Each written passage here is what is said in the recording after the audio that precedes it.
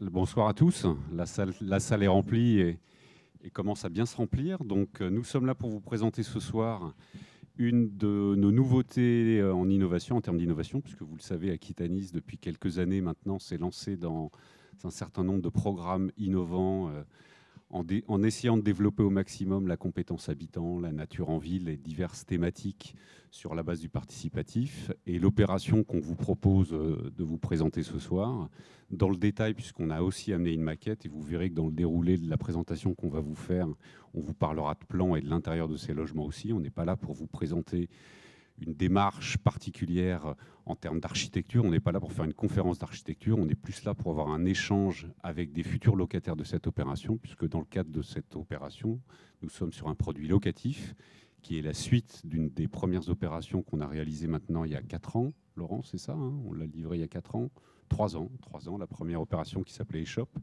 Et sur le terrain d'à côté, nous avons décidé de travailler un petit peu différemment, en prenant un peu le contre-pied de la première opération et en tenant compte de la nature des lieux tels qu'ils existent aujourd'hui sur Bordeaux. On va faire dérouler peut-être le PowerPoint un peu, et après on se présentera. Donc moi je suis Alain Legal, le directeur de la production de chez Aquitanis. On a notre architecte, l'atelier provisoire, qui est présent avec Laurent Villatte. Monsieur Rosès, qui est le responsable d'opération de ce programme, et monsieur Benjamin Lissoir, qui s'occupe des attributions de logement, donc à la direction Habitat Clientèle. Et donc ce sera un échange commun avec tout le monde, puisque l'objectif c'est de vous présenter pendant à peu près une demi-heure ce projet, et qu'ensuite on vous montre plus dans le détail sur la maquette ce qui se passera et ce que vous pourrez choisir si vous devenez locataire d'un de ces logements-là. Donc, Aquitanis, depuis quelque temps, s'est lancé dans des opérations singulières. Ce sont ces petits points orange que vous voyez sur Bordeaux, où nous avons développé un certain nombre d'opérations, en prenant à chaque fois comme élément de base dans notre réflexion l'habitat essentiel, parce qu'on sait que c'est un produit qui nous permettra d'aller au bout de nos idées et de les faire sortir dans des prix qui sont compatibles avec le logement social. La compétence habitant, puisqu'aujourd'hui on entend parler beaucoup d'habitat participatif, mais sur de l'accession à la propriété. On s'est dit que nous, bailleurs sociaux, on avait quand même beaucoup de locataires et qu'il pouvait être intéressant de travailler aussi avec nos locataires, puisque pendant des années, nous avons conçu des logements en imaginant ce que pouvait être la vie de nos futurs locataires. Là, on a décidé, sur un certain nombre de nos programmes, de les associer bien en amont, y compris en phase chantier, pour construire avec eux le logement de leur future vie et de leur vie tout simplement. Et la nature urbaine, puisque ça fait partie des items qu'on a déjà mis en place sur certaines de nos opérations, comme on va vous le montrer. Les opérations qu'on développe dans cette démarche-là aujourd'hui, il y en a une dont vous avez certainement entendu parler, c'est la cité Paul Boncourt, où nous allons réaliser 140 logements environ, où nous avons fait toute une démarche de partenariat avec à la fois les riverains et à la fois avec les futurs habitants. Une opération de résidence intergénérationnelle solidaire sur le Bouscat en centre-ville, en face de l'église, où nous avons développé de la compétence habitant en termes de jardinage et de cultiver et d'échanger et de partager un certain nombre d'éléments. Locus Solus, qui est la première grosse opération en France d'habitat locatif participatif sur le Grand Parc, qui va bientôt démarrer en chantier, où là, on va réaliser une quarantaine de logements, où un groupement de locataires s'est déjà formé, une vraie véritable famille, la famille Locus, et qui conçoit elle-même son logement. Une opération qu'on est en train de terminer, que vous pouvez voir à chaque fois que vous passez au cœur du Grand Parc, ce sont les extensions sur les bâtiments GHI en créant des jardins d'hiver où nous avons offert à nos différents locataires 40 à 50 mètres carrés supplémentaires, qui sont des jardins d'hiver, des extensions de leur logement. Le parc des sécheries à Bègles, où là, dans le cadre d'une opération d'aménagement, nous avons décidé de créer un parc habité. Ce n'est pas un écoquartier, c'est un véritable parc habité dans lequel sont développées des opérations de logement social et non social, où nous avons choisi, nous, Aquitanis, de construire en bois. Et cette dernière opération qui fait partie de notre catalogue aujourd'hui maintenant de nos innovations, VIM, vivre à sa mesure, Villa Métropole, on peut l'appeler vivre sa vie en mieux. On a essayé de trouver plein de noms différents, qui est une opération d'habitat collectif de petite taille, puisque ce ne sont que 14 logements, c'est le terrain qui nous contraignait, et sur lequel on essaye de développer quelque chose de complètement nouveau et de complètement différent. Donc cette opération, elle est située au cœur de la Benauge, à côté d'une opération que nous avons réalisée il y a quelques années qui s'appelle Échoppe. Voilà, la première opération, c'était celle-ci, réalisée par l'atelier provisoire, une opération en bois, principalement avec la filière Pin des Landes, où nous avons réalisé la pièce en plus, que nous avons appelée la pièce en plus, qui est un jardin d'hiver que les locataires se sont appropriés. Certains en ont fait un salon complémentaire, certains en ont fait un garage à vélo, certains en ont fait une salle de jeu. Chacun vit son logement de la manière dont il le souhaite. Mais juste à côté de ce terrain, il y avait, si vous le souvenez, si vous êtes habitué des lieux, un ancien City Sport que nous avons, terrain que nous avons acheté à la ville de Bordeaux pour réaliser la suite. La question qui s'est posée, comme beaucoup d'opérateurs, c'est quand on a une opération qui jouxte une autre opération comme celle-ci, qu'est-ce qu'on fait? Est-ce qu'on essaie de reproduire un modèle? Ça aurait été la chose la plus simple en disant dans la continuité de la rue, on essaie de faire une opération de même nature, ou on fait quelque chose de complètement différent. Entre-temps, comme vous avez tous entendu parler, comme on peut le vivre à Bordeaux à certaines périodes de l'année, on est sur un ancien marais. Bordeaux est un ancien marais, donc qui est inondable en partie à certaines périodes. Et les cotes du plan de prévention des risques ont été modifiées ces dernières années, puisque quand nous avons réalisé la première échoppe, la cote maximum sur laquelle les bâtiments devaient être fondés était de 50 cm. Et quand on a voulu faire la suite de cette opération, cette cote-là a été remontée à 1,30 m. Ça veut dire que les bâtiments, le premier niveau des bâtiments, devait être à 1,30 m du sol. Construire à 1,30 m, on s'est dit, c'est pas évident. On peut peut-être essayer de trouver autre chose et on peut peut-être réfléchir de manière différente en s'appuyant sur des réalisations du passé, des évolutions qu'on a pu voir dans le cadre, par exemple, de la Cité Frugès, quand vous vous promenez, ça faisait partie de nos réflexions. Et on s'est dit, pourquoi pas, en tenant compte de ces contraintes de site et de l'inondabilité, construire sur pilotis, tout simplement. Un pilotis, ça fait partie des opérations aujourd'hui d'habitat qui permettent de laisser passer l'eau quand l'eau doit passer. On ne va pas contraindre l'eau et la détourner. Ça fait partie des données et des contraintes inhérentes à chaque projet. Donc nous sommes partis sur la construction en pilotis avec l'atelier provisoire. Et dans notre réflexion commune au sein d'Aquitanis, on s'est dit, pilotis, qu'est-ce qu'on pourrait faire? Tiens, ça nous fait penser aux maisons de Le Corbusier, ça nous fait penser à certaines maisons qui peuvent se soulever, comme la maison des jours heureux de Jean Prouvé. Pourquoi pas essayer de développer quelque chose d'autre en travaillant sur des plans qui sont des plateaux. Et puis sur ces plateaux, de fil en aiguille, en échangeant avec notre direction générale, en échangeant avec notre direction de la RSE et de la communication, on s'est dit pourquoi pas pousser la chose un peu plus loin en travaillant sur ces plans libres et de fournir à des locataires des logements qui sont au départ des lofts, qui peuvent être aménagés à la façon dont ils le souhaitent. Et on a demandé donc à l'atelier provisoire de commencer à travailler sur ce projet que maintenant on va vous présenter un peu plus dans le détail. Le principe étant de transformer les contraintes en données du projet, intégrer la compétence des habitants dans une démarche participative, avoir un logement flexible, ça veut dire qu'en fonction de l'évolution de la famille et du temps que les locataires restent dans nos appartements, les modes de vie changent, les modes de vie évoluent, les enfants grandissent, parfois des personnes âgées viennent revivre dans la maison, et il faut que ces logements-là, on y apporte une certaine modularité et qu'on puisse offrir à nos locataires la possibilité de réversibilité ou d'évolutivité du logement.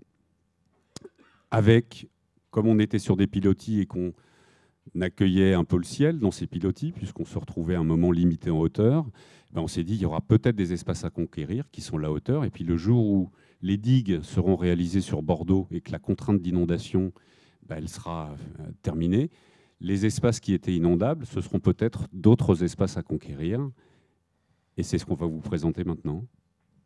Hugues, je te passe la parole. Bonsoir. On m'entend, oui. Bon. Oui, alors effectivement, on est parti de ça et on a décidé avec l'atelier provisoire d'installer un dialogue, une démarche un peu particulière par rapport à ce qu'on... Vous m'entendez bien? Oui. C'est mieux ici? Oui, c'est mieux. Donc on est parti dans une démarche de dialogue avec l'atelier provisoire, ce qu'on n'a pas toujours l'habitude de faire quand on travaille avec une équipe de maîtrise d'œuvre. On attendait plus de propositions les uns des autres.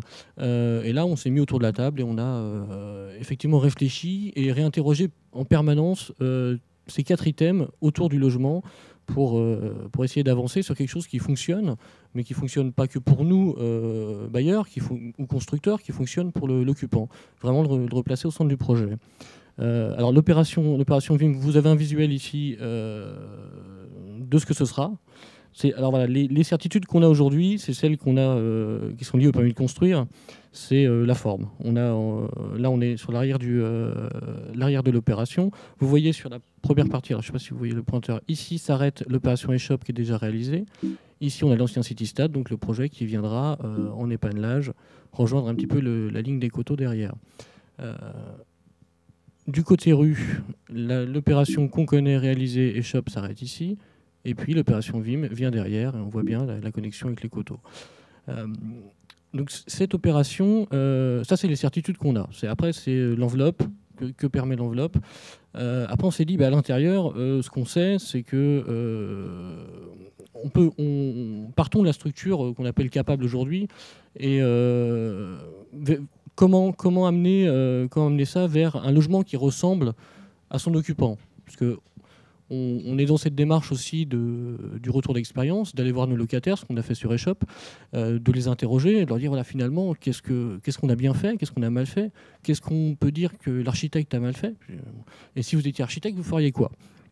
Et finalement, dans cette interrogation, on s'est dit une cloison, elle peut être un endroit, ça peut être une cloison ou pas, ça peut être peut-être une demi-cloison, peut-être pas du tout, finalement, peut-être que les gens ont dans leur logement besoin d'espace, et puis il faut que tout ça réponde à un besoin, qui est un besoin du moment, qui est un besoin de la structure familiale, qui peut évoluer. Donc un jour on aime vivre dans un loft, le lendemain on a 2 enfants, où c'est un peu plus compliqué et qu'on a besoin de plus d'isolation, d'intimité, donc il faut 2 chambres, les enfants partent parce qu'ils sont en études, on veut récupérer de l'espace, il faut pouvoir retourner le logement et reprendre la surface dont on a besoin.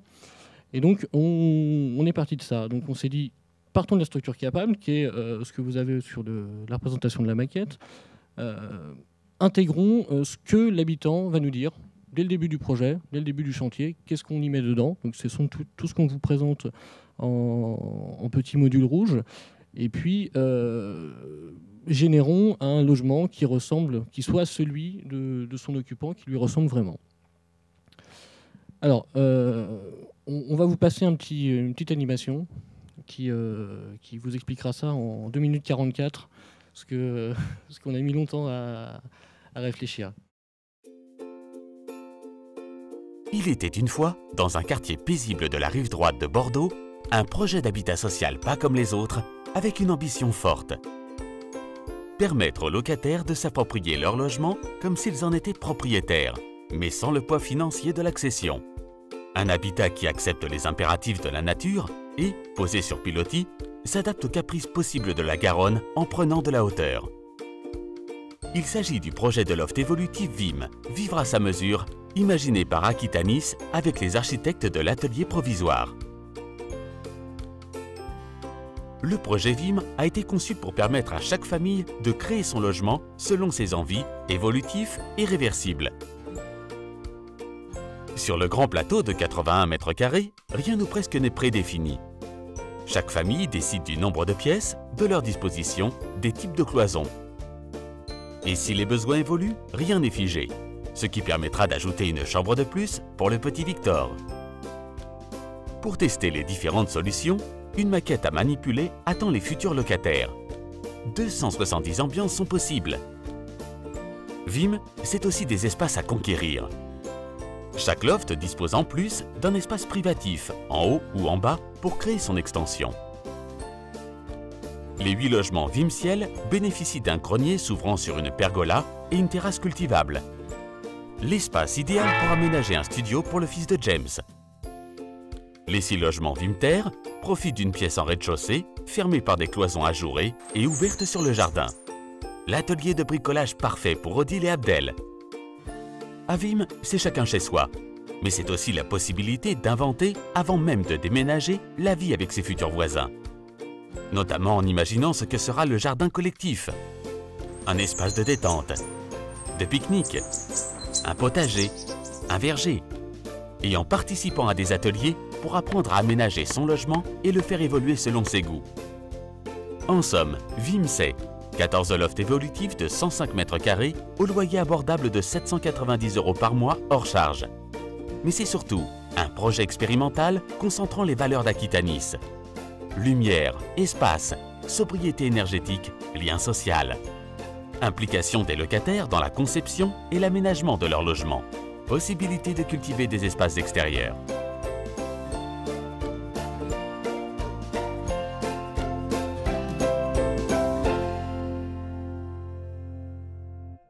Ouais, donc, je vais reprendre un petit peu ce que vous avez vu, que vous avez sans doute très bien compris parce qu'il s'est plutôt bien exprimé. Voilà, le volume VIM, c'est 2 volumes différents, 2 orientations différentes, un vers le ciel avec une extension vers le ciel qu'on a appelé VIM ciel, voilà, tout bêtement, puisque c'est un appartement, donc un plateau qui fait 81 mètres carrés. Vous l'avez compris, donc, dans lequel on va définir, vous allez choisir les agencements, les aménagements possibles, ceux qui vous ressemblent, et sur lequel on peut décider de s'étendre vers un grenier qui lui-même donne sur sa terrasse, en passant par une très sympathique pergola. Bon, donc voilà, et ce même logement, ce même plateau que vous aurez défini cloisonné, plus ou moins cloisonné,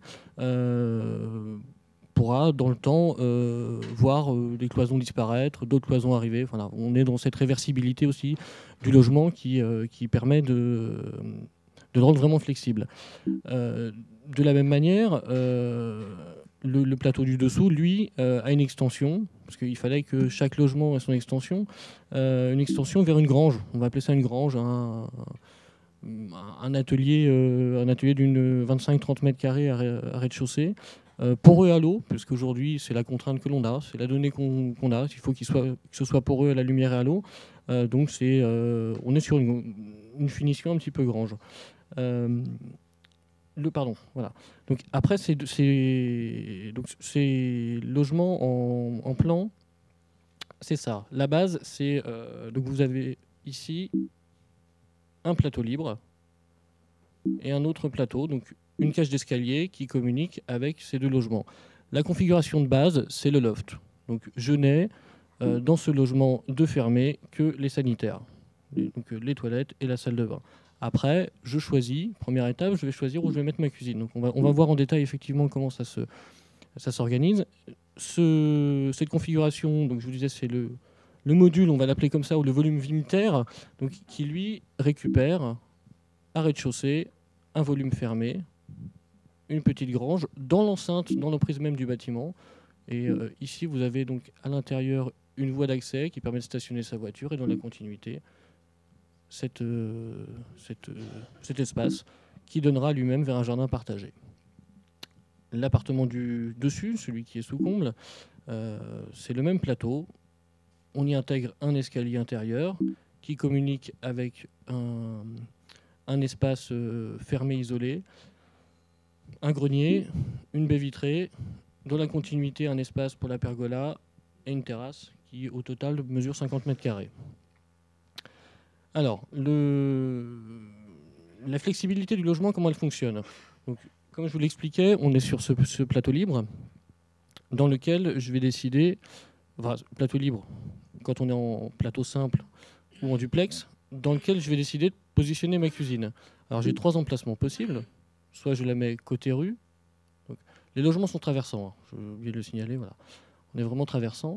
Donc, côté rue, je peux l'avoir donc, dans le logement d'à côté, au centre, ou je pourrais même l'avoir en bas.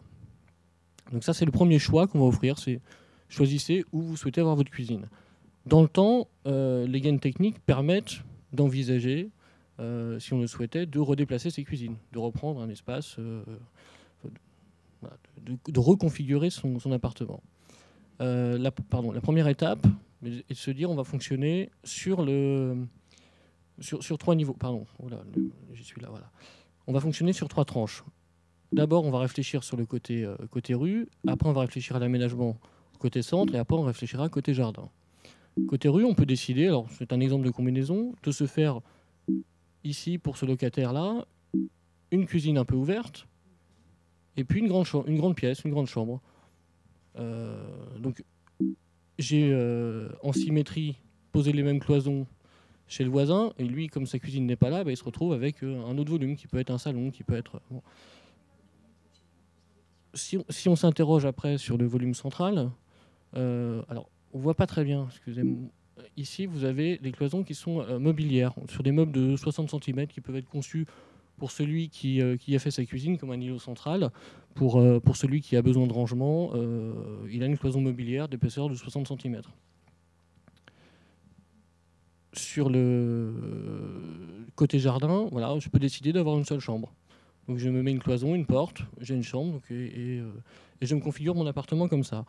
Je peux décider, alors vous voyez sur le côté, vous avez des différents numéros, puisque à chaque fois, on a d'autres combinaisons possibles, hein, vous l'imaginez bien. Par exemple, je peux, sur le même volume de logement, décider d'avoir deux chambres plus un cellier, plus une chambre en bas, et au milieu, décider d'être en configuration un peu loft, un peu libre. Toute la filière de cloisonnement, on est sur des modules, des complexes bois. Donc l'idée est vraiment de pouvoir les poser en filière sèche, de pouvoir les déposer, d'être complètement autonome des travaux plus ou moins lourds qu'on peut connaître quand on pose une cloison. L'autre particularité, c'est que du loft à une configuration fermée, il n'y a pas d'intervention électrique à faire, il n'y a pas d'intervention plomberie. On a réfléchi, on s'est bien gratté la tête là-dessus, pour intégrer toutes les distributions électriques en périphérie du logement. Voilà par exemple une configuration tout autre d'un logement en duplex cette fois-ci, donc avec les deux cuisines, pourquoi pas en côté jardin, un espace complètement libre et puis deux chambres côté rue. Le dernier point du participatif de ce projet est qu'on a un jardin sur l'arrière qui aujourd'hui est planté d'arbres de sujets déjà existants, sur lequel il y a des choses à faire, lesquelles on a décidé de les ouvrir à la participation, à la discussion.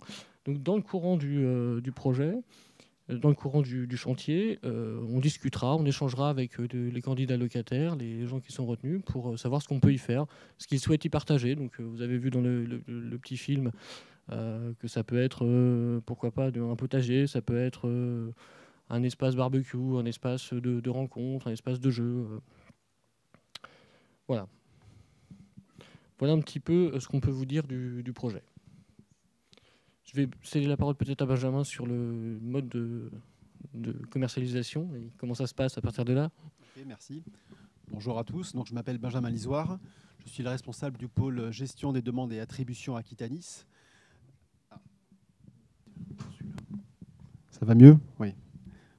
Donc, bonjour à tous.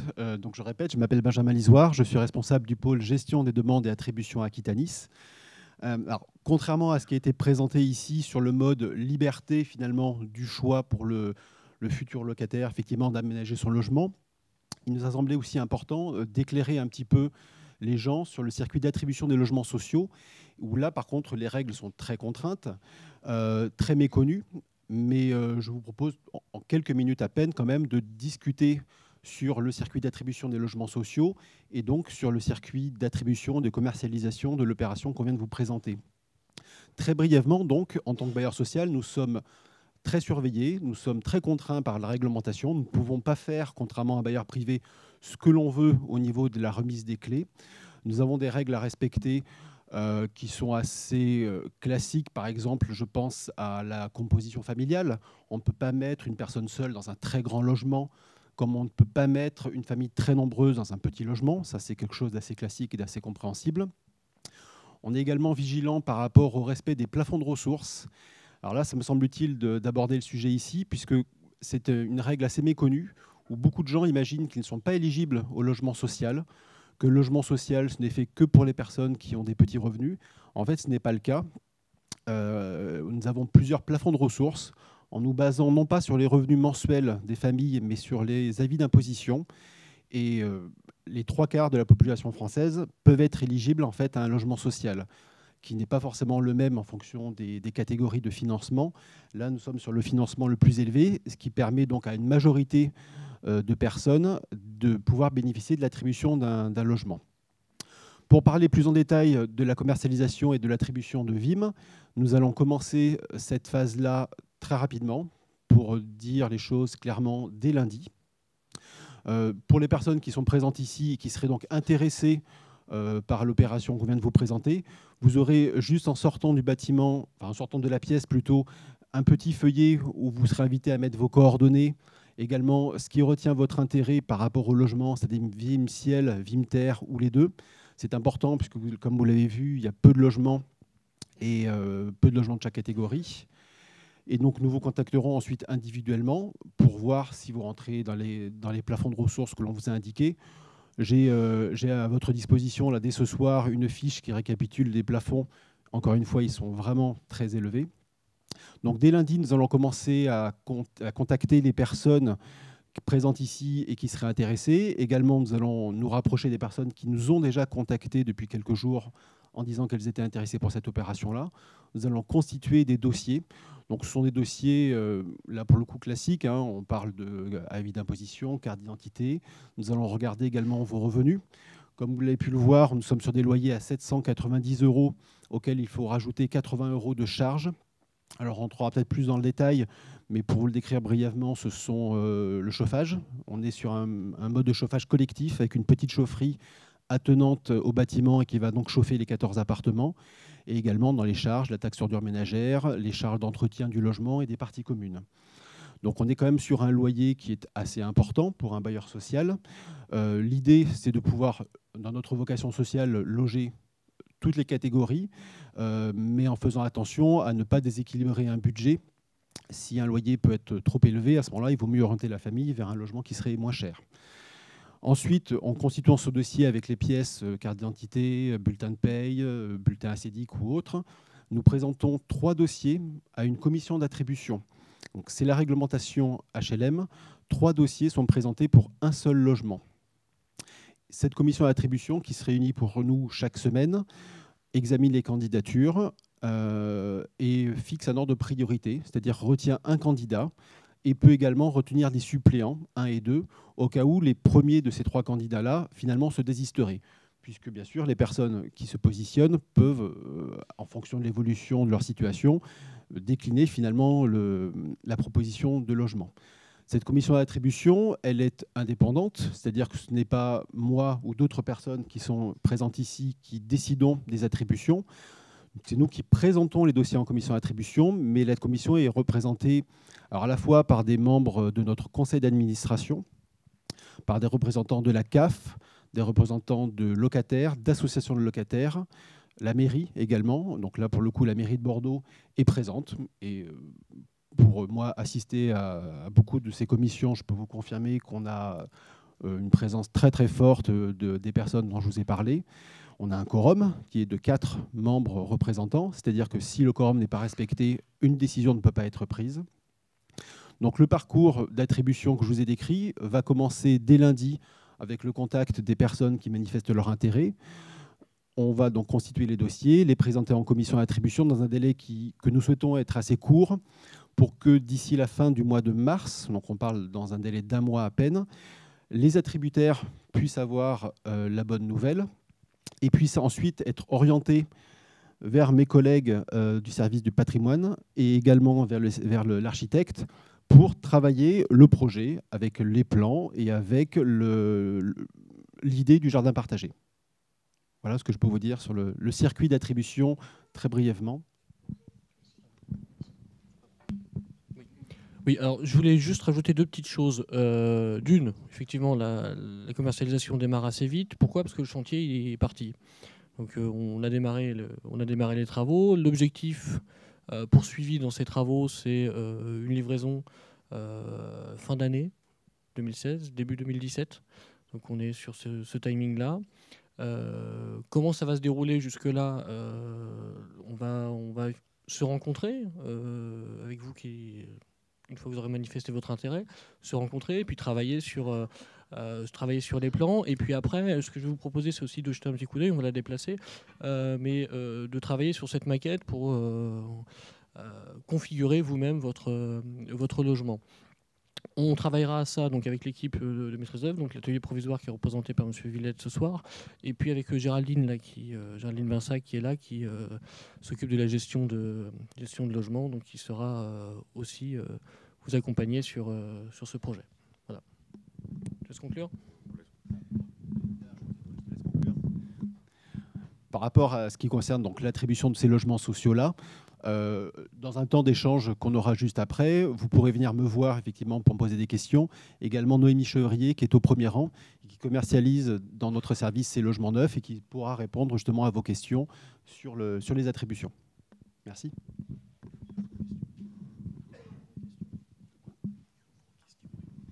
Écoutez, voilà, nous, on vous a présenté un produit auquel on croit énormément, puisque ça va faire partie des évolutions d'Aquitanis et essayer de reproduire ce modèle sur plusieurs terrains sur lesquels on est en train de travailler actuellement. On veut faire participer nos locataires et les habitants dans l'ensemble de nos opérations locatives. On reste à votre écoute pour toutes les questions que vous avez envie de nous poser sur ce projet. Juste une petite chose sur le montant des loyers, puisqu'on peut imaginer que pour un bailleur social, le montant des loyers est très élevé sur cette opération-là.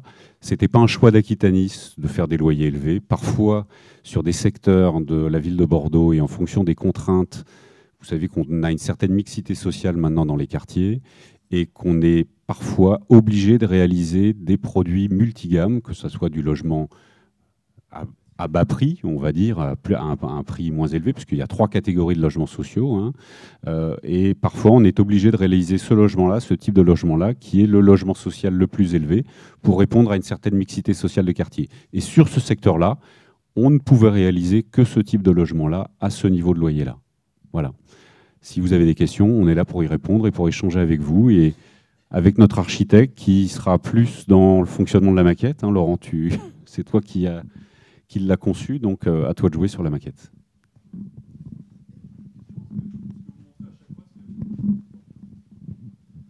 Oui, donc toutes les présentations... Ça marche le micro? J'entends rien du tout. Non, ça marche pas du tout. À chaque fois que vous présentez, c'est toujours pour la maquette qu'on voit, c'est-à-dire le balcon au R+3.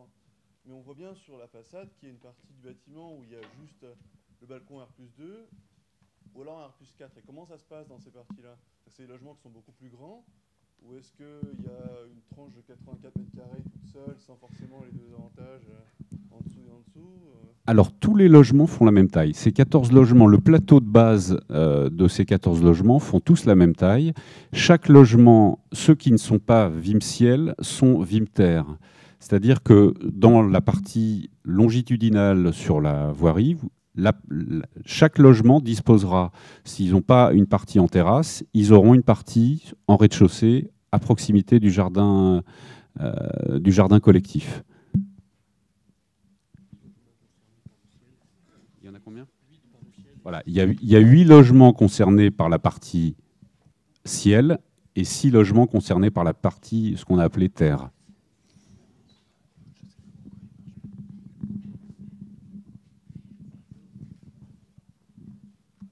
Bonsoir, merci pour la présentation. Ça donne encore plus envie. 2 petites questions concernant la hauteur des plafonds. En fait, parce que là, j'imagine, mais d'accord. Donc c'est quand même assez haut de plafond. Et au niveau de l'aménagement de la cuisine ou du coin salle de bain, est-ce qu'il y aura choix douche ou baignoire ou c'est des questions technique, ou bien la cuisine, est-ce qu'on peut déjà prévoir l'aménagement l'emplacement de la cuisine, voilà, tout simplement.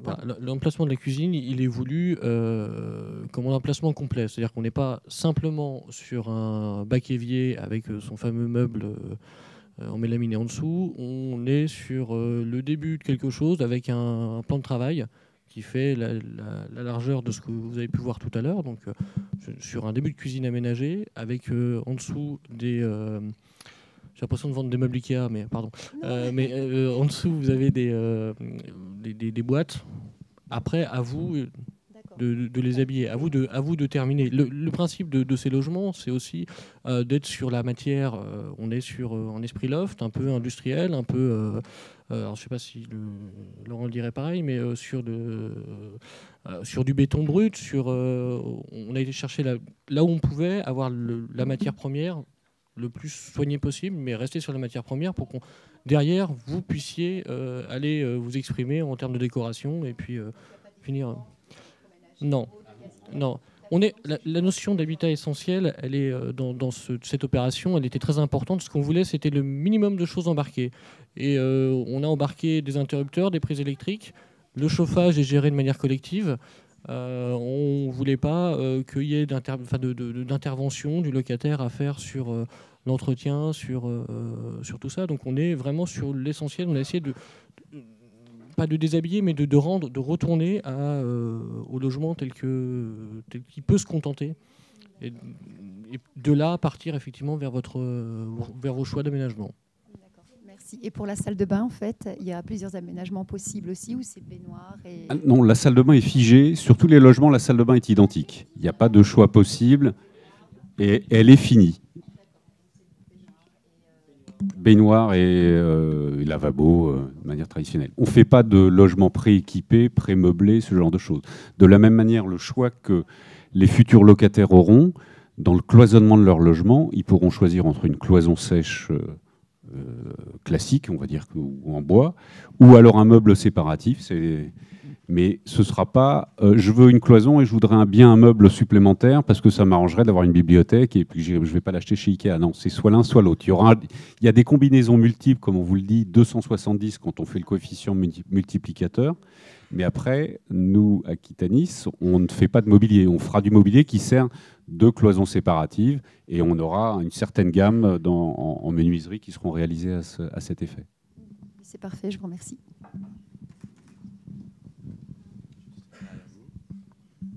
Bonjour. Moi, je voudrais juste poser une question. Le semi-aménagement de la cuisine, ça sera au choix ou il y sera d'office ?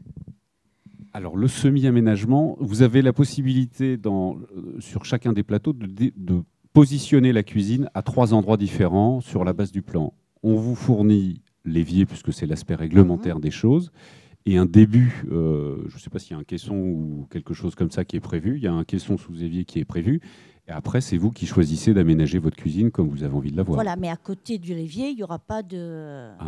Il n'y aura pas de mobilier, on ne fait pas de mobilier du tout. Tout le long, il y aura un plan de travail. Ça ne sera pas au choix. Non. Ça, on le verra au fur et à mesure, parce que l'idée, c'est de travailler avec vous. Hein. Nous, voilà, ouais. À partir du moment où vous allez devenir locataire dans cette opération-là, vous allez travailler avec nous, on aura des groupes de travail, et puis on verra au fil de l'eau, si on nous dit, nous, le plan de travail, on n'en veut pas, on ne va pas faire du plan de travail si on n'en veut pas. Merci beaucoup.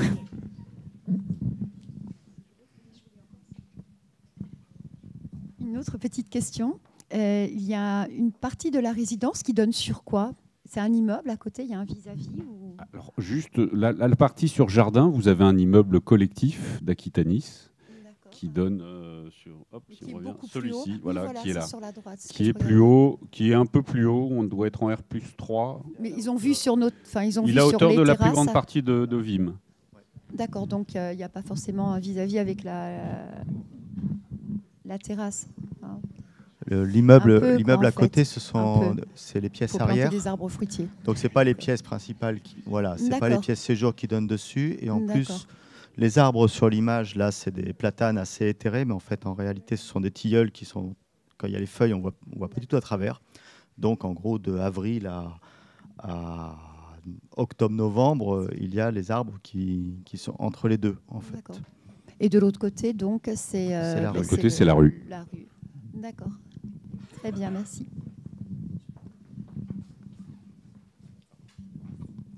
Oui, merci. Moi, je voudrais d'abord vraiment féliciter Aquitanis et souligner l'aspect innovant de la démarche. Et pour nous, on est venu vraiment très intéressés, mais ça va pas le faire sur cette opération. Je vais vous expliquer pourquoi et je vais vous donner des idées de programmes ultérieurs. On représente deux jeunes gens qui sont handicapés en fauteuil, qui voudraient se mettre en colocation tous les deux, donc deux garçons qui ont 24 et 22 ans. Et que ce soit sur le domaine privé ou l'habitat social, on n'arrive pas à trouver d'appartements qui puissent convenir. Donc la démarche qui était de dire on vous fournit un plateau 85 mètres carrés en plus, sachant que dans des logements neufs actuellement on est plutôt dans les 60-65 mètres carrés pour un T3, pour nous c'était vraiment génial. Alors l'inconvénient, ça va être les 2,70 m à grimper avant d'arriver à l'appartement. Le fait aussi que la salle de bain et les WC soient cloisonnés de cette façon est absolument inaccessible pour des fauteuils. Mais voilà, on voudrait se positionner. Si vous avez, dans le cadre des attributions possibles, d'autres projets à construire de cette façon, est-ce que vous pourriez penser à un côté accessibilité ? Parce que vraiment, enfin, excusez-moi, monsieur l'architecte, je vais dire un peu de mal des architectes aussi, qui soi-disant présentent des appartements qui sont adaptés pour des handicapés. Et bon, on voit que ce sont des personnes qui n'ont pas 20 ans d'expérience de fauteuil. Mais donc là, voilà, vous avez vraiment une démarche qui est géniale. Alors, on pourra aller plus loin.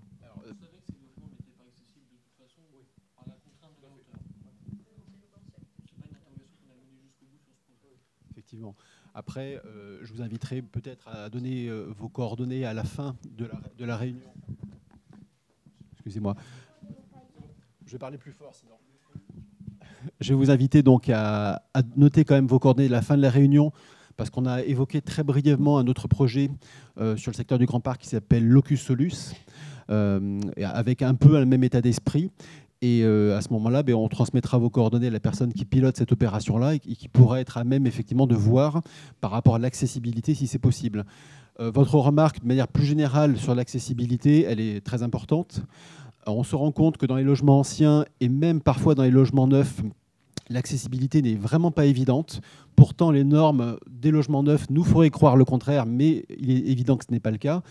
On développe un partenariat avec plusieurs associations. Alors, j'ai en tête notamment la Tour de Gacy et le GIHP, qui suivent des personnes qui sont à mobilité réduite, dans lesquels, parfois, sur des logements anciens, mais pour lesquels vivaient des personnes en fauteuil roulant, par exemple, on peut être amené à se rapprocher de ces entités-là pour qu'elles nous proposent des candidats, concrètement. Donc, on leur laisse finalement le choix de la candidature. Et on travaille également... De plus en plus, on essaye de travailler en amont sur des phases de logement neuf, 3-4 ans à l'avance. Quand on sait qu'on va avoir un projet sur tel site, on se met en contact avec des ergothérapeutes. On leur propose des logements, la plupart du temps en rez-de-chaussée, mais ça peut être également à étage s'il y a un ascenseur. Et on invite à ce moment-là les ergothérapeutes à nous donner des prescriptions. Et notamment, j'ai cet exemple en tête que vous l'aviez évoqué, c'est la cloison entre la salle de bain et les WC, qu'il vaut mieux faire tomber effectivement pour avoir un volume plus avec une aire de rotation plus facile. Voilà, donc on a cette démarche-là avec certains partenaires qui ont la meilleure connaissance, en tout cas que moi, de l'accessibilité, justement pour petit à petit essayer d'avancer vers ces personnes-là qui effectivement sont privées d'une grande partie des logements sociaux à cause de l'accessibilité. Ça, c'est un fait et on essaye petit à petit d'améliorer les choses. Mais c'est vrai que ce n'est pas évident.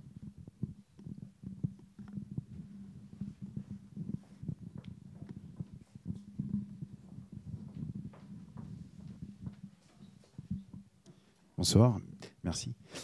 Moi, j'aimerais revenir sur votre concept de cloison amovible. Je me pose la question depuis tout à l'heure en disant mais comment je fais si demain j'ai mon enfant qui s'en va faire des études ailleurs, j'ai une place de disponible. Est-ce que je peux les cloisons, je peux les bouger moi-même? Est-ce qu'il faut prendre rendez-vous avec le maître d'œuvre pour que les travaux soient faits par... enfin voilà, la question c'est comment on fonctionne avec les cloisons amovibles. Alors l'idée quand on a développé ce concept-là, c'est qu'effectivement... c'est de faire quelque chose dans la simplicité pour que à la fois le locataire puisse les bouger lui-même s'il le souhaite, mais de toute façon, il y aura un accompagnement d'Aquitanis. Aquitanis, aujourd'hui, dispose d'une régie de travaux avec laquelle on a décidé de travailler pour accompagner les locataires à la fois à la relocation, puisque ce problème-là peut aussi se poser le jour où on a un locataire qui s'en va et un nouveau locataire qui arrive dans un logement et qui me dit moi ça ne me va pas du tout, je voudrais supprimer telle cloison ou mettre autre chose. Donc il y a un accompagnement d'Aquitanis qui est prévu dans le cadre de la démarche participative sur l'ensemble du projet à chaque évolution souhaitée du logement. Quand on veut bouger une cloison, on a prévu d'avoir des rails de toute façon en plafond qui permettent d'avoir une fixation une fixation simple de la cloison et qu'elle soit mobile et qu'elle soit manœuvrable dans la limite du possible. Aquitanis finance les travaux. Avec l'idée, donc, effectivement, que chaque locataire, premier locataire et locataire suivant pourront effectivement, comme disait Alain Le Gall, déplacer les cloisons. Le locataire en place, lui-même donc, pourra la déplacer si effectivement la composition familiale évolue. Pour le coup, il la déplacera lui-même. De ce que j'ai compris, je ne suis pas très bricoleur, ça a l'air d'être assez simple. Et ce sera l'occasion, pour la première attribution, on parle de fin d'année 2016 ou début 2017, mais le temps est encore long parce que les attributaires seront nommés fin mars. On va essayer de consacrer aussi ce temps-là d'attente pour vous emmener sur site, notamment peut-être pour vous présenter le menuisier qui, lui, va monter les cloisons que vous aurez vous-même dessinées, pour que vous puissiez voir comment ça fonctionne et comment vous-même, du jour au lendemain, si vous le décidez, de votre propre initiative, vous pourrez démonter une des cloisons que vous aurez choisies au préalable. Oui, bonsoir. Ouais. Voilà, je suis là. J'avais une question par rapport à ce qu'a dit monsieur sur l'accessibilité. À vrai dire, je suis assez étonné d'entendre que sur du neuf, on ne soit pas obligé de construire en accessibilité à handicapés. Et du coup, je voulais savoir pourquoi, parce que nous, on est dans un quartier qui est entièrement neuf et tous les logements sont accessibles. Donc je suis un peu, tout simplement, étonné. J'aurais bien aimé savoir pourquoi.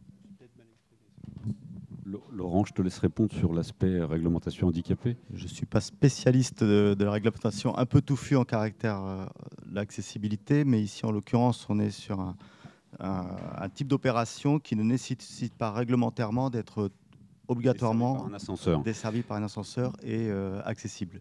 Donc on est dans le cadre de la réglementation qui permet cela pour ce type d'opération. Voilà. Vous m'entendez, oui ? Oui. Oui, sur cette opération, il y a différents niveaux en termes d'accessibilité. C'est-à-dire que on retient d'accessible ce qu'on voit qui est accessible aujourd'hui dans nos logements, c'est-à-dire c'est des logements qui sont quasiment adaptés ou adaptables. Donc on voit l'espace, monsieur évoquait tout à l'heure la dimension des toilettes.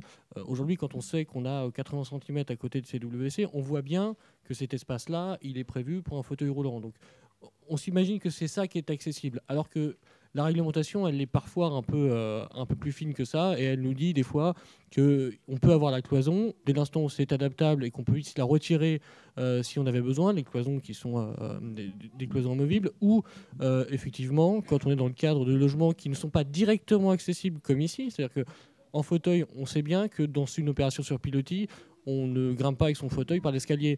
Donc évidemment, derrière, la réglementation est beaucoup plus souple sur l'accessibilité. Donc les portes, le logement, il est accessible dans cette limite-là.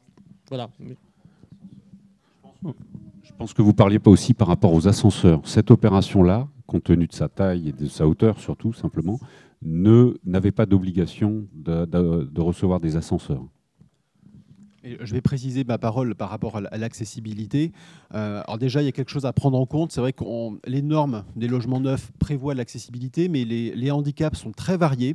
Souvent, on pense effectivement à la personne en fauteuil roulant, mais la personne en fauteuil roulant, certaines personnes vont avoir besoin d'une baignoire, d'autres d'une douche à italienne. Ça dépend vraiment de chaque handicap. Il y a également le handicap visuel ou sensoriel.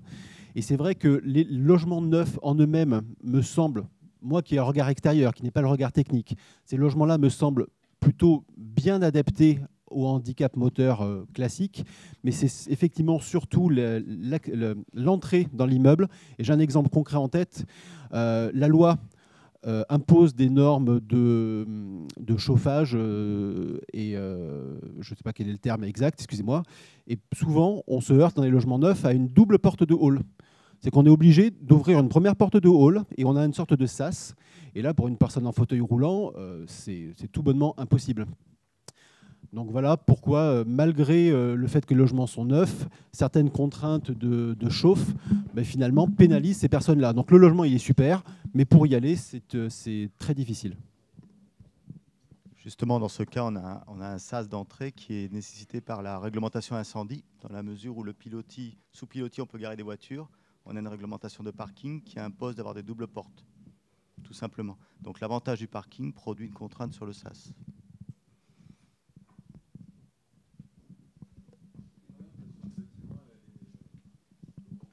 côté jardin, c'est plein sud, et côté rue, plein nord. Donc.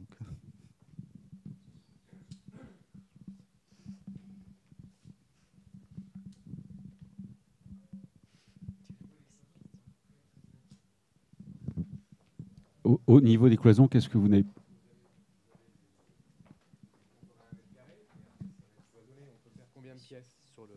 Ah, vous pouvez en faire vous pouvez faire 2 chambres, comme vous pouvez faire une chambre si vous avez envie d'avoir une chambre. Il n'y a pas d'impératif.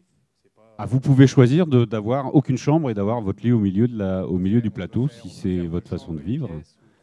Mais ce que je vous propose, c'est qu'on puisse regarder sur la maquette, puisque ces choses-là, vous allez les voir à l'échelle d'une maquette. C'est beaucoup plus visible puisque la maquette est équipée de mobilier aussi.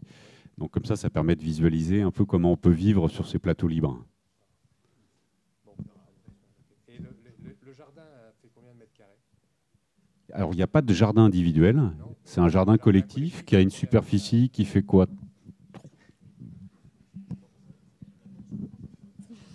Il y a à peu près 600 mètres carrés de jardin collectif. J'ai plus... Ce sera ce que les locataires décideront que ça soit. Ça peut être un jardin, ça peut être un endroit où on joue, ça peut être un endroit où on fait des barbecues, ça peut être un potager. Ce sera ce que les locataires vont décider qu'il soit, ensemble. Une dernière précision par rapport, effectivement, c'est un jardin partagé. Les personnes qui bénéficieront de Vimter, donc qui auront ce grand cellier de 25 mètres carrés qui est équipé de prise de courant pour en faire, on l'a vu dans la vidéo, un atelier de peinture, un atelier de bricolage.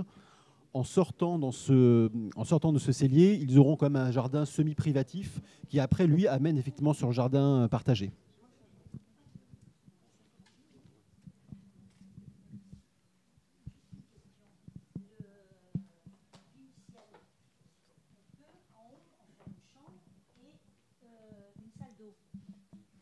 Mais c'est nous qui le ferons, bien sûr. Mais est-ce que les arrivées et les sorties seront déjà? Voilà. Oui.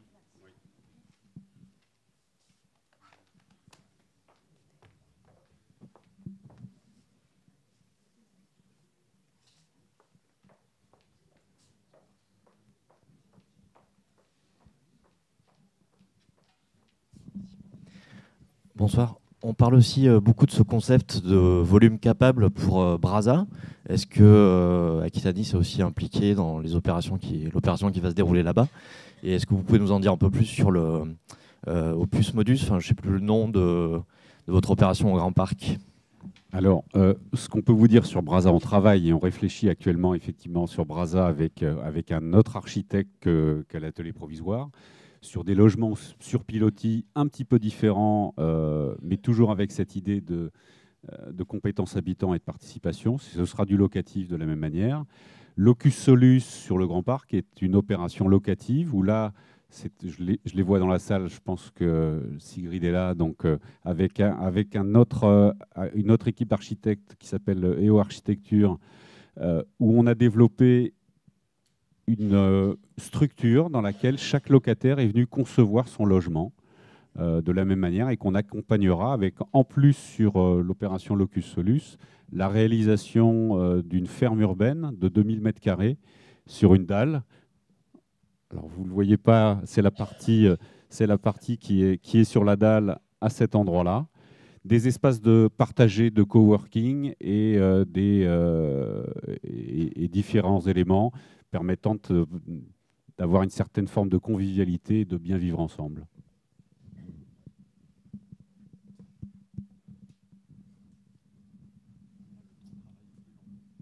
Alors, Locus Solus, les travaux vont démarrer bientôt puisque l'appel d'offres a été clos et on est en train de désigner les entreprises. Mais les locataires de Locus Solus travaillent maintenant depuis plus d'1 an sur le projet ensemble puisqu'ils ont été à la genèse de ce... Non, 1 an et demi. 1 an et demi, on va dire. Et l'opération dure un peu plus longtemps puisque c'est une opération de 40 à 50 logements qui est un peu plus compliquée à construire.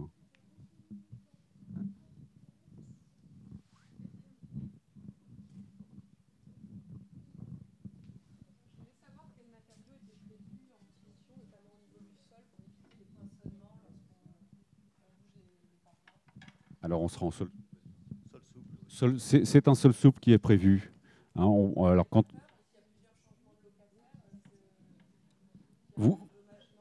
tout dépend du type de sol souple que vous mettez. Et si vous mettez un sol souple d'une certaine catégorie, vous évitez les effets de poinçonnement. Et c'est ce qu'on essaiera de mettre en place.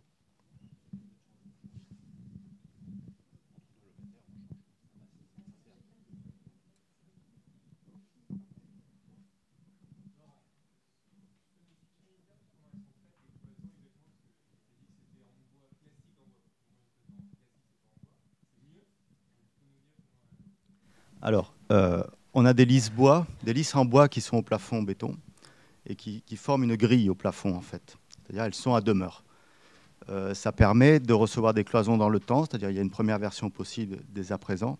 Et puis dans le futur, on peut continuer à cloisonner en suivant ces cloisonnements, en fait. Ce qui correspond du coup à des modules. C'est le dispositif le plus simple qu'on a trouvé, c'est-à-dire de trouver une règle qui, par sa combinatoire, permet une multitude de dispositions, plutôt que d'avoir du sur-mesure à chaque fois, ce qui n'était pas possible. Ensuite, donc, on a une lisse bois au plafond, c'est un tasseau fait 40-40, quoi. Et ensuite, on est sur un système de panneaux en contreplaqué, en fait, qui peuvent être montés, démontés sur ces lisses. Évidemment, il faut mettre une lisse au sol pour compléter. Et compléter avec une laine de verre à l'intérieur, ce qui fait qu'en termes d'acoustique, on est au niveau d'une cloison plâtre de 5 cm habituelle. Donc, c'est pas terrible, mais c'est pas pire. À l'inverse, c'est qu'une cloison plâtre, on la démolit, une cloison bois, on la démonte. Donc elle peut être démontée, replacée autrement. Un certain nombre de fois, évidemment, à un moment donné, il faut changer les panneaux, mais on peut imaginer qu'un cloisonnement ne change pas non plus tous les ans, quoi. Donc il y a une sorte de logique qu'au bout d'un certain temps, il peut y avoir une évolution. Des panneaux peuvent être remplacés, mais tant que le panneau est utilisable, il peut être réutilisé. Il n'y a aucun élément électrique dans les cloisons bois. Tout est reporté en périphérie, ce qui fait que c'est totalement libre en usage. Donc si on est bon bricoleur, on peut le faire soi-même, en fait. Et s'il est nécessaire, les services Aquitanis peuvent accompagner la transformation. Sachant que l'idée aussi, comme on vous l'a dit, c'est de mettre en place des ateliers de bricolage pendant toute la période de chantier, puisque le chantier démarre actuellement sur la partie gros œuvres. Le cloisonnement interviendra après, puisqu'on est en train de lancer l'appel d'offres.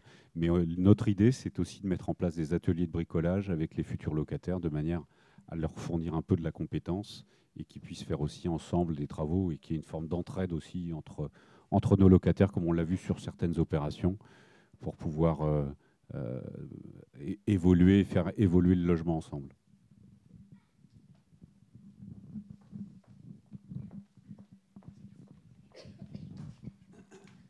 Bonjour. Bon. Moi, j'ai une question toute personnelle. En fait, je vais être amenée à héberger ma sœur qui revient d'Espagne après 10 ans de vie là-bas. Donc, à partir du mois de mai-juin, juin plutôt, parce qu'elle attend la fin de la scolarité de ses enfants. Est-ce qu'il y a une possibilité de faire une colocation avec un autre adulte, sachant qu'elle a 2 enfants elle aussi? La colocation au sein du patrimoine Aquitani, c'est possible sans aucun problème. Même si c'est provisoire, en fait, ça peut être possible. C'est possible. Il faut que chacun des 2 adultes, effectivement, réponde aux critères légaux. Donc, je parlais tout à l'heure du non-dépassement des plafonds de ressources. Il faut également être soit français ou titulaire d'un titre de séjour valable. Et effectivement, elle est française. Voilà. Et effectivement, une personne a tout à fait le droit, en tant que colocataire, de quitter le logement tout en laissant l'autre colocataire seul dans l'appartement. Alors, il y a toujours le risque à ce moment-là que la personne qui se retrouve seule ait beaucoup de mal à payer le loyer. Mais effectivement, dans les faits, dans le cas d'une colocation, l'un des 2 colocataires peut tout à fait quitter le logement après. Après, si on est dans l'esprit d'un hébergement temporaire, l'idée peut être simplement qu'il n'y ait qu'une seule personne qui soit locataire du bail, et que l'autre personne soit hébergée à titre temporaire, voilà, en simple qualité d'hébergeante. C'est-à-dire qu'il n'a aucun droit et aucun devoir vis-à-vis de l'appartement. Mais du coup, avec ce système de cloison, on peut créer une pièce supplémentaire de façon provisoire. Et qui, une fois que la personne est partie, la personne hébergée est partie, la cloison peut être démontée pour récupérer du volume global. Bonsoir. Moi, j'avais une question qui rejoint un peu celle qui vient d'être posée. Par rapport aux obligations d'Aquitani sur les conditions d'attribution et qui fixe cette règle de superficie égale nombre d'habitants, si j'ai bien compris. Comment vous... Parce qu'il y a un élément que je trouve très séduisant dans le projet parmi parmi beaucoup d'autres, qui est cette idée que vous l'évoquiez de loft, d'espace finalement assez décloisonné, assez mobile, et qui laisse penser qu'il y a une générosité de surface qui fait qu'on sort un petit peu justement des ratios un peu tendus qu'on connaît dans l'habitat. Et donc ma question, c'est tout simplement savoir, est-ce que vous pourrez attribuer un plateau de 81 mètres carrés justement à une personne seule, ou à un couple, ou à une colocation, ou à qui on veut, mais sans devoir justifier du fait que effectivement c'est une famille qui donc à terme, même si elle a le choix de cloisonner, va quand même devoir cloisonner et ramener l'offre très ouverte, au sens propre comme au sens figuré, à une configuration, on va dire, plus classique, qui va nous rapprocher, si on est à 81 mètres carrés, d'un grand T3, et plutôt même d'un T4, si on suit les normes applicables aujourd'hui. Donc est-ce que vous avez, vous, une réponse, enfin pas à me faire à moi, hein, mais qui exploite justement votre propre envie de générosité, qui vous fasse dire bah oui, je peux effectivement jouer le jeu jusqu'au bout, attribuer à quelqu'un qui a choisi de vivre seul, ou qui vit seul le temps qu'il vivra là, et qui dit bah moi je vais laisser complètement ouvert, mettre ma cuisine effectivement, faire comme disait Alain Le Gall, mettre mon lit au milieu et puis terminer, quoi. Est-ce que ça c'est possible, ou est-ce que, entre guillemets, en vertu de vos obligations actuelles, vous allez être un petit peu rattrapé par le fait que 80 mètres carrés égale une famille avec 2 enfants, et il va falloir faire les 3 chambres, et même si on peut les faire comme on veut, ça réduit un petit peu cette ouverture initiale. Alors, la contrainte que l'on a par rapport à la composition familiale, elle n'est pas liée à la superficie. En fait, elle est liée au nombre de chambres. Pour résumer, nous ne devons pas créer ce qu'on appelle de la sous-occupation. Donc là, techniquement, c'est très simple, c'est une personne seule dans un T4. Donc une personne qui serait seule dans un logement avec 3 chambres, nous n'avons pas le droit de lui attribuer un logement. Il est très probable que dans notre parc, on a des personnes qui sont dans cette situation, mais ce sont des personnes qui sont devenues dans cette situation. Des personnes, par exemple, en situation de décohabitation, les enfants ont grandi, ils sont partis, elles se retrouvent seules dans des grands logements, mais pas au moment de l'attribution. Ce qui compte, c'est donc pas la superficie, c'est le nombre de chambres, exactement. Et donc, effectivement, une personne seule peut être attributaire de VIM, et qui peut en faire un plateau nu de 81 mètres carrés, ou qui peut effectivement mettre une chambre ou même 2 chambres. On est dans un concept de T3, on n'est pas en sous-occupation. Et la même chose dans une famille avec un enfant, par exemple, peut tout à fait opter pour un T2, mais ça peut-être semble un peu complexe, ou plutôt un T3. Voilà, toutes les possibilités sont possibles. On a cette contrainte, cette vigilance à avoir, mais ce n'est pas la superficie qui nous pose problème, c'est le nombre de chambres. Si je peux compléter pour un aspect qui nous intéresse comme architecte aussi, c'est de se dire qu'au regard d'une offre de logement aujourd'hui qui finalement est quand même homogène partout en France, on a ici la possibilité de dire au locataire il fait ce qu'il veut. C'est-à-dire, peut-être la plupart vont prendre un T3 classique, et peut-être que certaines personnes qui ne souhaitent pas du tout vivre dans un cadre comme ça vont choisir un autre mode d'habiter. Et je pense que l'avantage de cette proposition du maître d'ouvrage, c'est vraiment d'aller dans ce sens d'une plus grande autonomie du locataire vis-à-vis du lieu où il va vivre, et non plus un conditionnement quand même assez hard qui se passe aujourd'hui dans la production courante. Oui, mais c'était justement le sens de ma question, parce que le conditionnement, il commence par le réglementaire, entre guillemets, qui fait qu'après, pareil, sur le calcul des loyers liés à la surface, etc., ou même si vous arriviez, et je pense qu'on peut y arriver dans certaines situations, à faire par exemple un logement plus grand au prix d'un logement courant, vous allez être pénalisé parce que comme il est plus grand, il faut le louer plus cher. Alors que à l'origine, l'idée, c'est justement de faire plus grand au même prix, quoi. C'est toute notre démarche sur ces opérations à caractère un peu innovant. Ça a été de dire, on part de la surface, c'est ce qu'on veut offrir à nos locataires. C'est effectivement, c'est de la surface en plus. Aujourd'hui, quand on voit les produits, puisque Aquitanis s'achète aussi des produits en VFA auprès des promoteurs, et quand on voit la surface de certains logements, nous on s'est dit, notre singularité, elle est d'offrir quelque chose en plus à des locataires. Et le luxe aujourd'hui qu'on peut offrir, c'est de la surface. Mais on est contraint par des prix de construction, par des prix de loyer.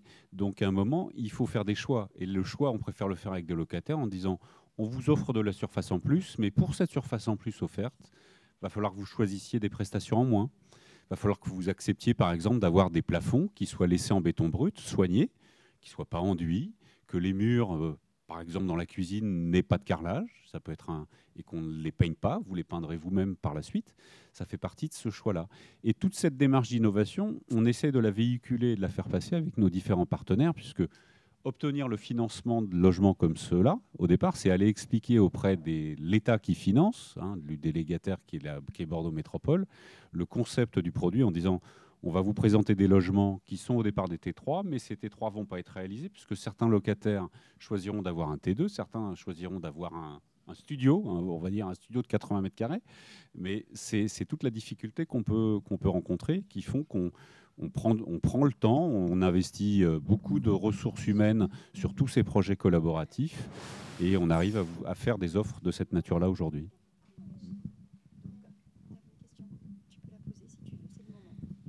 Est-ce qu'on a le droit aux animaux dans la résidence? Si tu amènes un poney, ça va être compliqué. Les petits animaux, peut-être. Un poney, ça passe, tu vois. Mais oui, les animaux domestiques sont tolérés, sont acceptés. Donc on a tout à fait le droit d'avoir un animal chez soi. C'est la même règle qui joue partout. Il faut que cet animal ne cause pas de nuisance aux voisins, qu'il n'y ait pas de gêne pour les voisins, qu'il y ait du bruit par exemple, qui puisse gêner les voisins. Sinon, effectivement, un animal de compagnie peut vivre dans le logement. Alors moi j'avais une autre question à propos des stationnements. Là, on remarque qu'il y a les stationnements couverts. Est-ce que c'est uniquement pour les personnes qui sont en VIM terre ou est-ce qu'il y a un local vélo aussi pour les personnes qui sont à VIM ciel et des points de stationnement pour tout le monde en fait? Et sécurisé? Oui. Alors, voilà. quand on rentre dans le bâtiment, on rentre par une barrière levante, enfin une porte de garage. On a des contrôles d'accès quand on est piéton. Donc, quand on est dans cet espace qui est poreux à l'eau, on est quand même sécurisé. On est chez soi. Alors, au niveau stationnement, on est très contraint dans ce secteur-là. Donc, on n'a pas autant de stationnement qu'on a de logements. Voilà. Et les stationnements, aujourd'hui, sont détachés des logements. Donc, ils sont nominatifs. Sont des lots, mais après, ils ne sont pas forcément attachés au logement. Donc, c'est pas parce que vous avez un VIMTER. Voilà. Dans le logement social, les stationnements qui sont comme ça sous bâtiment sont des stationnements qui sont loués. À partir du moment où le locataire, quand vous louez un logement social, vous n'avez pas un parking affecté. Vous le louez en plus, qui est de l'ordre de 30 € à peu près, avec les charges de la barrière.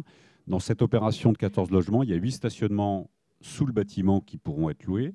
Et sinon, le stationnement se fait dans la rue, comme ça se fait sur ce quartier-là. Si, il y a un local vélo fermé qui est destiné aux locataires. Mais aux 14 locataires, là, il n'est pas payant, il est destiné aux 14 locataires.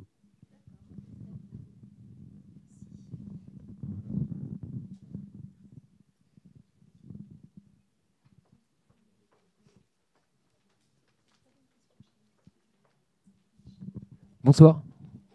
Ma question, elle va concerner sur le vivre en commun. Donc on est sur du collaboratif, sur vivre à sa mesure. Donc le vivre à sa mesure, c'est chacun décide de comment il veut habiter dans son plateau. Et le collaboratif, c'est habiter un peu ensemble. On parlait tout à l'heure du jardin en commun. Et le jardin en commun, ça nécessite un peu des règles. Les espaces communs, ça nécessite des règles. Et dans la période de préparation du chantier, de préparation du projet, qui va régir ces règles? Comment ça se passe quand il y a quelqu'un qui part et qui décide de ne pas vraiment accepter les règles qui ont été établies? Alors, ce qu'on a fait sur les opérations et toutes les résidences solidaires dans lesquelles on a développé du jardin collaboratif, c'est qu'Aquitanis, pendant 1 an, fait un accompagnement avec généralement un tissu associatif, différentes associations, que ce soit sur Auréa, sur Anami, où on crée une roseraie, où on invite les locataires, ceux qu'ils souhaitent. Il n'y a pas d'obligation à aller participer dans un jardin collaboratif. Les gens qui ont envie de jardiner, ils jardinent. Ceux qui ont envie de rester chez eux, ils le font de manière naturelle. À partir du moment où on a un espace en commun, il y a des règles de bon voisinage, on va dire, tout simplement, qui s'opèrent. Et le travail que nous met en place, l'accompagnement pendant 1 an, essaye de fédérer un certain nombre de choses, que ce soit en termes de choix de culture, si on choisit de faire des carottes ou des fleurs, ou un potager plutôt qu'autre chose. De cette manière-là, c'est après un fonctionnement tout à fait classique, qui est liée principalement à la personnalité des habitants qui vivent au sein d'une petite opération comme celle-ci. Il n'y a pas d'obligation de participation. Et dans les projets que vous avez déjà menés, ça fonctionne bien? Je peux vous dire que ça fonctionne très très bien, effectivement. Il y a des barbecues parties qui sont organisés au cœur de la résidence Auréa au Bouscat, où quand il y a eu les premières framboises, en 2 jours, il n'y en avait plus. Tout le monde les avait cueillies et tout le monde les avait partagées. Certains ont décidé de faire des plantations de fleurs, d'autres ont décidé de faire des plantations de légumes, et ils se partagent les choses. Il y a une forme de solidarité qui s'est créée, d'échange et de partage au cœur de cette résidence. Et donc finalement, personne n'a envie de partir de ce logement? Pour l'instant, on n'a pas beaucoup de rotation, je crois, sur Auréa, pas du tout. Ok, c'était ma dernière question. Merci.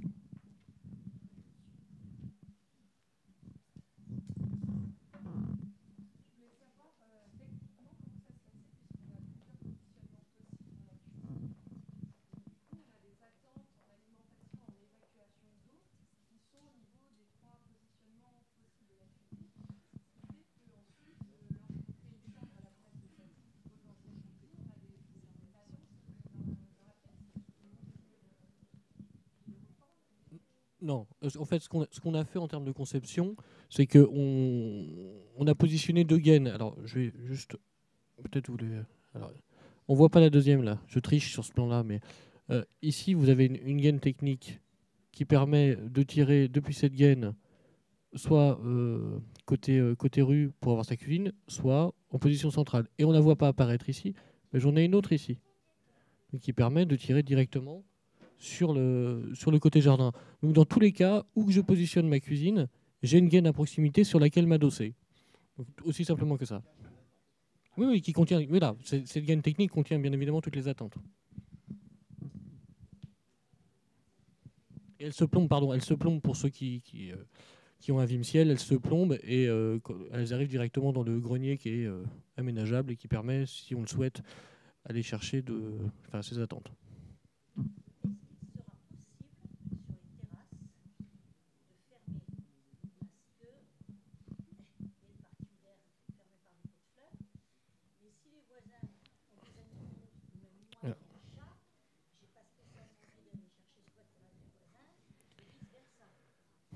Alors, sur les terrasses, donc les terrasses aujourd'hui attribuées pour un logement, une terrasse fait 50 mètres carrés. Ici, on a une structure de pergola avec un cloisonnement, une amorce de cloisonnement. On a ces fameux pots de fleurs que vous avez vus sans doute sur la maquette, qui est une proposition. Aujourd'hui, on s'est dit, voilà, est-ce que les gens veulent communiquer? Pourquoi pas? Dans le débat, on s'est dit, mais finalement, est-ce qu'il n'y a pas un espace sur la terrasse qui soit lui aussi un espace participatif? Les gens veulent jardiner ensemble, tournent des pots de fleurs, en font ce qui, en font un. Mais séparatif. Voilà. Aujourd'hui, on le verra dans l'évolution du chantier. Aujourd'hui, on travaille avec les futurs locataires. À partir du moment où on fait intervenir nos locataires très en amont de l'opération, si tous les locataires disent « moi je veux me retrouver sur ma terrasse de 50 mètres carrés sans voir mon voisin, je voudrais une pergola ou quelque chose comme ça », ou un grillage pour empêcher mon chat de passer chez l'un ou chez l'autre, pourquoi pas? Ça fait partie du débat, et ça c'est un débat collaboratif qu'on essaiera de mettre en place et qu'on discutera ensemble. Aujourd'hui, on ne s'interdit pas de choix. L'idée, à partir du moment où la compétence habitant est mobilisée et le travail en commun se fait, on ne s'interdit pas de choix.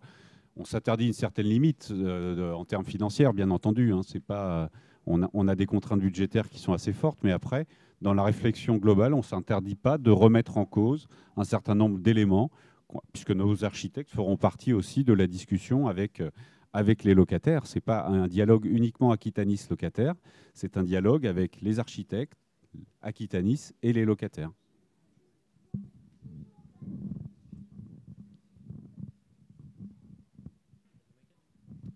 Je vous propose de regarder la maquette pour ceux qui sont intéressés. On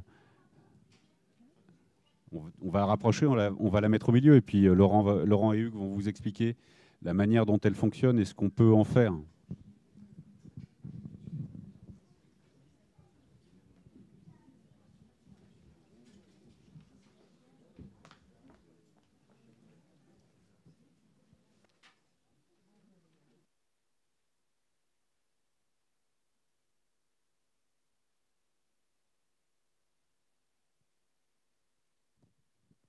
Dans les grandes lignes,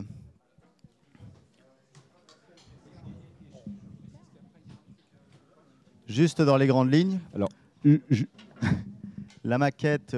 Attends Laurent, juste j'ai un petit mot à dire. Il faut que je remercie la Maison de l'Architecture quand même de nous accueillir, le 308 de nous accueillir ce soir, comme elle a l'habitude de le faire sur pas mal de nos programmes.